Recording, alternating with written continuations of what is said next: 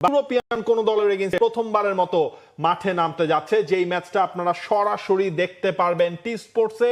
বাংলাদেশ দলের ইউরোপের মাটিতে ইউরোপিয়ান কন্ডিশনে যেমন প্রথম ম্যাচ ইউরোপিয়ান টিমের এগেইনস্টে, একই সাথে থমাস ডুলিরও প্রথম ম্যাচ হতে যাচ্ছে এটি।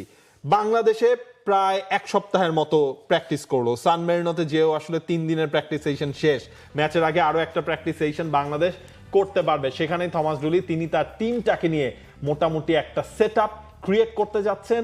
সমিত সোম এর আগে পৌঁছেছে, জায়ান পৌঁছেছে, হামজা পৌঁছালো, পুরো দল কিন্তু এখন পরিপূর্ণ। তৌসিফ, কি দারুণ দৃশ্য, কি সুন্দর প্র্যাকটিস গ্রাউন্ড। এই ভ্রমণটা শুধু হামজা, সমিত, জায়ানের উপভোগ করছেন না, বাংলাদেশের যারা ঘরোয়া লিগে খেলেন সেই দেশি ফুটবলাররাও একেবারে পুরোপুরি উপভোগ করছেন, এবং এটা একটা once in a lifetime experience সবার জন্য, এবং হয়তো আগামী দিনে আরও হবে। তবে এটাই শুরু, ইউরোপের মাটিতে ইউরোপিয়ান অপোনেন্টের এগেনস্টে এই ধরনের প্র্যাকটিস ম্যাচ খেলা কেমন হলো, কেমন হতে পারে আসলে বাংলাদেশের একাদশটা সান মারিনোর বিপক্ষে।